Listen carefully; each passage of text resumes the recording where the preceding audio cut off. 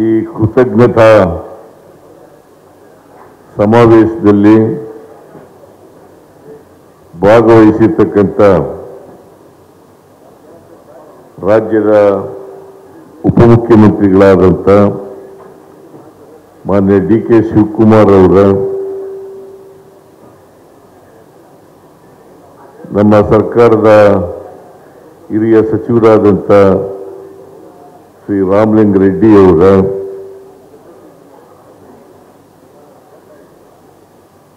ಕೃಷಿ ಸಚಿವರಾದಂಥ ಶ್ರೀ ಚೆಲುವರಾಯ ಸ್ವಾಮಿ ಅವರ,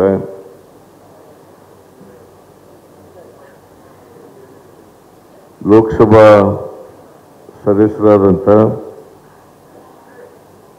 ಡಿ.ಕೆ. ಸುರೇಶ್ ಅವರ,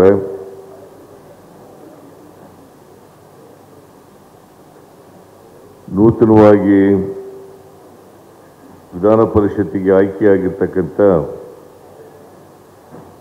ಆತ್ಮೀಯರಾದಂಥ ಶ್ರೀ ಪುಟ್ಟಣ್ಣ ಅವರ,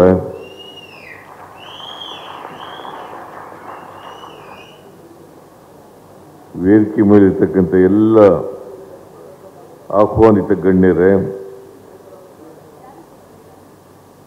ಇಲ್ಲಿ ನೆರೆದಿರ್ತಕ್ಕಂಥ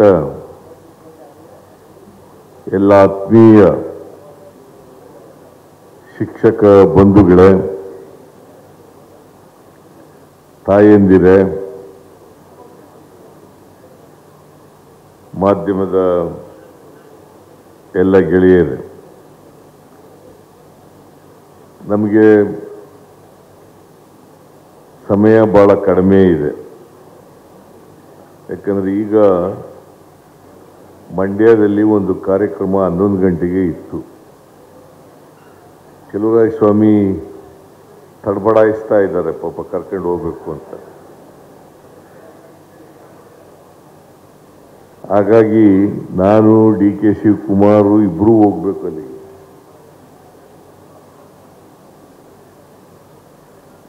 ನಿಮಗೆ ಕೃತಜ್ಞತೆಗಳನ್ನು ಸಲ್ಲಿಸಲಿಕ್ಕೋಸ್ಕರ ಬಂದಿರತಕ್ಕಂಥದ್ದು ನಾವು. ಈಗಾಗಲೇ ಡಿ.ಕೆ. ಶಿವಕುಮಾರ್ ಮಾತನಾಡದಂತೆ ಬಿಜೆಪಿಯವರು ಮತ್ತು ಜೆಡಿಎಸ್ನವರು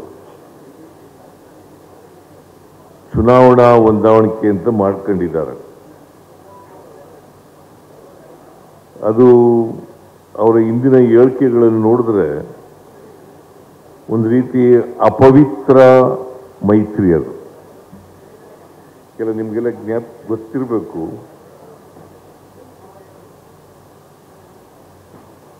ದೇವೇಗೌಡರು ಏನಾದರೂ ಇನ್ನೊಂದು ಜನ್ಮ ಇದ್ರೆ ಮುಂದಿನ ಜನ್ಮದಲ್ಲಿ ಮುಸ್ಲಿಂ ಆಗಿ ಹೋಗ್ತೀನಿ ಅಂತ ಹೇಳಿದರು. ಇದು ನಾನು ಹೇಳಿದ್ದಲ್ಲ,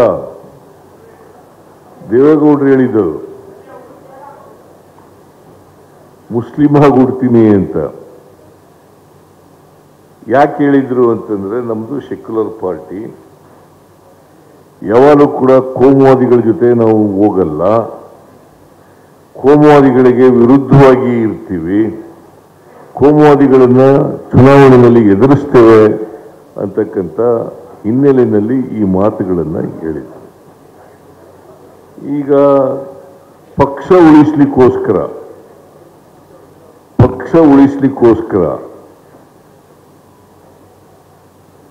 ಬಿಜೆಪಿ ಜೊತೆ ನಾವು ಹೊಂದಾಣಿಕೆ ಮಾಡ್ಕೊಂಡಿದ್ದೀವಿ. ಯಾರು ಕುಮಾರಸ್ವಾಮಿಯವರ ಸರ್ಕಾರವನ್ನು ತೆಗೆದಾಕಿದ್ರು ಅವ್ರ ಜೊತೆನಲ್ಲೇ ಪಕ್ಷ ಉಳಿಸ್ಲಿಕ್ಕೋಸ್ಕರ ನಾವು ಹೊಂದಾಣಿಕೆ ಮಾಡ್ಕೊತಾ ಇದ್ದೀವಿ. ನೀವೆಲ್ಲ ವಿದ್ಯಾವಂತರಿದ್ದೀರಿ, ರಾಜಕೀಯವಾಗಿ ಪ್ರಜ್ಞಾವಂತರಿದ್ದೀರಿ. ನೀವು ಈ ಸ್ಟೇಟ್ಮೆಂಟ್ಗಳನ್ನೆಲ್ಲ ತುಲನೆ ಮಾಡಬೇಕು, ವಿಮರ್ಶೆ ಮಾಡಬೇಕು. ಹಿಂದೆ ಹಿಂದೂಸ್ತಾನ್ ಗೋಲ್ಡ್ ಕಂಪ್ನಿಗೆ ಬನ್ನಿ. ತಾವು ಅಡ ಇಟ್ಟಿರೋ ಚಿನ್ನವನ್ನ ತಕ್ಷಣ ಬಿಡಿಸಿ ಇಂದಿನ ಆನ್ಲೈನ್ ಬೆಲೆಗೆ ಕೊಂಡ್ಕೊಂಡು ಕೂಡಲೇ ಬಾಕಿ ಹಣನ ನಿಮ್ ಕೈ ಕೊಡ್ತಾರೆ. ನಿಮ್ಮ ಕನಸಿನ ಸಾಕಾರಕ್ಕೆ ಜೊತೆ ಆಗ್ತಾರೆ. ಹಿಂದೂಸ್ತಾನ್ ಗೋಲ್ಡ್ ಕಂಪನಿ, ಇದು ನಿಮ್ಮ ಕಂಪನಿ ಅಲ್ಲ, ನಮ್ಮೆಲ್ಲರ company. Hindustan gold company, it's your company. So survival of the fittest ಅಂತ ನಾವೇನು ಹೇಳ್ತೀವಿ ಡಾರ್ವಿನ್ಸ್ ಥಿಯರಿನಲ್ಲಿ, ರಾಜಕೀಯ ಅವರ ಉಳಿವಿಗೋಸ್ಕರವಾಗಿ ದೇವೇಗೌಡರು ಮತ್ತು ಅವರ ಕುಟುಂಬದವರ ರಾಜಕೀಯ ಉಳಿವಿಗೋಸ್ಕರವಾಗಿ ಅವ್ರು ಏನ್ ಬೇಕಾದ್ರೂ ತೀರ್ಮಾನ ತಗೋತಾರೆ. ಅವ್ರು ಏನ್ ಅನ್ಕೊಂಡಿದ್ದಾರೆ ಅಂತಂದ್ರೆ, ನಾವು ಏನೇ ತೀರ್ಮಾನ ಮಾಡಿದ್ರು ಕೂಡ ನಮ್ಮನ್ನ ಜನ ಫಾಲೋ ಮಾಡ್ತಾರೆ, ಬ್ಲೈಂಡ್ ಆಗಿ ಫಾಲೋ ಮಾಡ್ತಾರೆ ಅಂತಕ್ಕಂಥ ಭಾವನೆ ಇದೆ.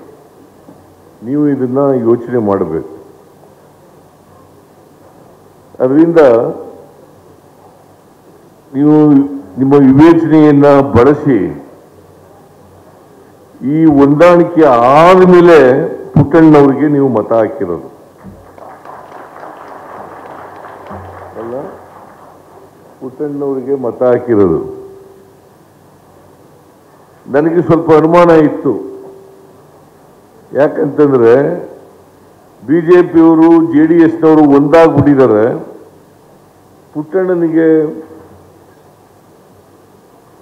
ಏನಪ್ಪ ಏನು ಆಗ್ತಿರೋ ಚುನಾವಣೆಯಲ್ಲಿ ಅಂತಕ್ಕಂಥ ಭಯ ಇತ್ತು. ಆದರೆ ಆ ಭಯವನ್ನ ದೂರ ಮಾಡಿದ್ದೀರಿ ನಿಮ್ಮ ತೀರ್ಪಿನಿಂದ ಅಂತಕ್ಕಂಥ ಮಾತುಗಳನ್ನು ಹೇಳಲಿಕ್ಕೆ ಬಯಸ್ತೇನೆ. ಪುಟ್ಟಣ್ಣನಿಗೆ 2002ರಲ್ಲಿ ಅವತ್ತು ನಾನು ಜನತಾದಳ ಎಸ್ ಪಾರ್ಟಿಯ ಅಧ್ಯಕ್ಷನಾಗಿದ್ದೆ. ಪುಟ್ಟಣ್ಣ ಬಂದರು. ನಾನು ಟೀಚರ್ಸ್ ಕಾನ್ಸ್ಟಿಟ್ಯೂನ್ಸಿಯಿಂದ ಅಭ್ಯರ್ಥಿ ಆಗಬೇಕು ಅಂತ ಇದ್ದೀನಿ, ನನಗೆ ಟಿಕೆಟ್ ಕೊಡಿ ಅಂತ ಕೇಳಿದ್ರು. ನಾನು ಹೇಳಿದೆ, ಪುಟ್ಟಣ್ಣ ಭಾರಿ ಕಷ್ಟ ಅಲ್ಲಿ ಟೀಚರ್ಸ್ ಕಾನ್ಸ್ಟಿಟ್ಯೂನ್ಸಿನಲ್ಲಿ, ಯಾಕಪ್ಪ ನಿಂತ್ಕೊಳ್ಳೋಕೆ ಹೋದಿಯಾ, ಎಲ್ಲರೂ ಒಂದು ಅಸೆಂಬ್ಲಿನಲ್ಲಿ ನಿಂತ್ಕೋ ಅಂತ ಹೇಳಿದೆ. ಇಲ್ಲ ಸರ್, ಪ್ರಯತ್ನ ಮಾಡ್ತೀನಿ, ನಾನು ಟೀಚರ್ಸ್ಗಳೆಲ್ಲ ನನ್ನ ಜೊತೆ ಚೆನ್ನಾಗಿದ್ದಾರೆ, ನಾನು ಬೆಂಗಳೂರು ಯೂನಿವರ್ಸಿಟಿ ಸಿಂಡಿಕೇಟ್ನಲ್ಲಿ ಮೆಂಬರ್ ಎಲ್ಲ ಆಗಿದ್ದೆ, ಪರಿಚಯ ಇದ್ದಾರೆ, ನಿಂತ್ಕೊತೀನಿ, ನನಗೆ ಟಿಕೆಟ್ ಕೊಡಿ ಅಂತ. ಆಗ ಅಷ್ಟೊಂದು ಪೈಪೋಟಿನೂ ಇರಲಿಲ್ಲ. ಜನತಾದಳ ಎಸ್ನಲ್ಲಿ ಟಿಕೆಟ್ ಕೇಳೋರು ಕಡಿಮೆ ಇದ್ರು. ಆಗ ಪುಟ್ಟಣ್ಣ ಧೈರ್ಯ ಮಾಡಿ ನಿಂತ್ಕೊತೀನಿ ಅಂದ್ರಲ್ಲ, ಆಯ್ತು ಹೋಗಿ ನಿಂತ್ಕೋಗೋ ಹೊತ್ತಿಗೆ ಅಂತೇಳಿ B.Pharm ಕೊಟ್ಟಣ. ಪುಟ್ಟಣ್ಣ ನೋಡಿದ್ರೆ ಎಲೆಕ್ಷನ್ ಆದ್ಮೇಲೆ ಆಸ್ಪತ್ರೆ ಸೇರಿದ್ರು ಅಲ್ಲ, ಯಾವುದೋ ಒಂದು ಆಸ್ಪತ್ರೆ ಬಸವೇಶ್ವರ ನಗರದಲ್ಲೇ ಎಲ್ಲೋ ಅಲ್ಲಿ ಒಂದು ಆಸ್ಪತ್ರೆ ಸೇರಿದ್ದೆ. ನಾನು ಹೋದೆ ನೋಡಕ್ಕೆ ಪುಟ್ಟಣ್ಣನಿಗೆ. ಏನಪ್ಪ ಪುಟ್ಟಣ್ಣ ಹೆಂಗಿದೆ ಅಂತಂದ್ರೆ, ಗೆಲ್ತೀನಿ ಸಾರ್ ಅಂತ. ಎಲೆಕ್ಷನ್ ಇನ್ನೂ ರಿಸಲ್ಟ್ ಬಂದಿರಲಿಲ್ಲ. ಏನೇ ಗೆಲ್ತೀನಿ ಅಂತಂದೆ. ಗೆದ್ಬಿಡ್ತೀನಿ ಸಾರ್ ಅಂತ ಹೇಳಿದ್ರು. ಸೊ ನೀವೆಲ್ಲ ಆಶೀರ್ವಾದ ಮಾಡೋದ್ರಿಂದ ಪುಟ್ಟಣ್ಣ 2002ರಲ್ಲೂ ಗೆದ್ದ, ಅಲ್ಲಿಂದ 5 ಸಾರಿ ಸತತವಾಗಿ ನಿಮ್ಮನ್ನ ಪ್ರತಿನಿಧಿಸತಕ್ಕಂಥ ಕೆಲಸವನ್ನು ಮಾಡಿದ್ದಾರೆ. ನಿಮ್ಮನ್ನ 5 ಸಾರಿ ಪ್ರತಿನಿಧಿಸಬೇಕಾದ್ರೆ ನಿಮ್ಮ ಧ್ವನಿಯ ಕೆಲಸ ಮಾಡಿರ್ಬೇಕಲ್ಲ ಪುಟ್ಟಣ್ಣ. ನಿಮ್ಮನ್ನ ಸಮರ್ಥವಾಗಿ, ಆಯ್ತು ಕೂತ್ಕೊತಮ್ಮ,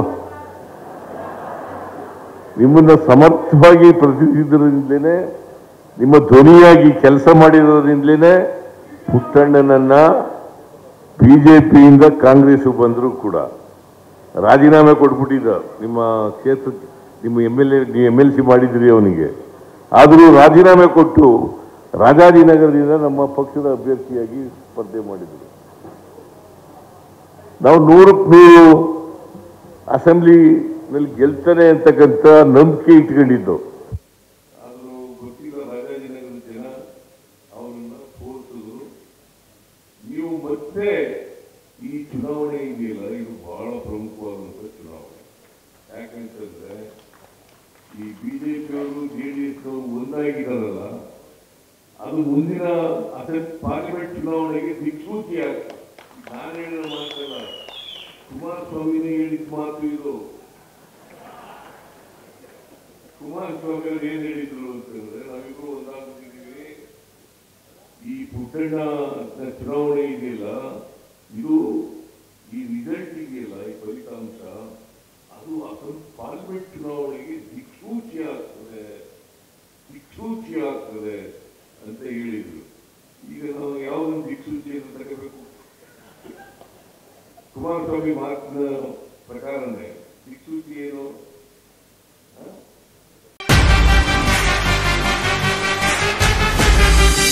ಜನಸಾಮಾನ್ಯರ ಮಾತೆ ನಮ್ಮ ಮಾತು.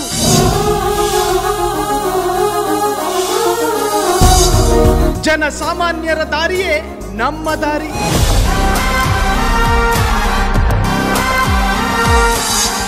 ಜನಸಾಮಾನ್ಯರ ಹಿತಾಸಕ್ತಿಯೇ ನಮ್ಮ ಶಕ್ತಿ.